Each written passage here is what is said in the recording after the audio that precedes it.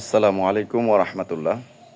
ইসলাম চলে বিশুদ্ধ মতে, ইসলাম প্রসিদ্ধ মতে চলে না।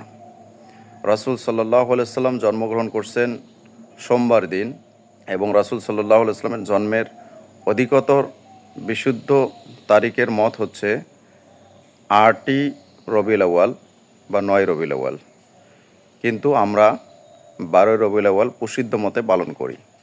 রাসূল সাল্লাল্লাহু আলাইহি ওয়াসাল্লাম জন্মদিন উপলক্ষে প্রত্যেক সোমবার রোজা রাখতেন, আর আমরা বছরে একদিন ১২ তারিখকে কেন্দ্র করে বিভিন্ন আনুষ্ঠানিকতার আয়োজন করি।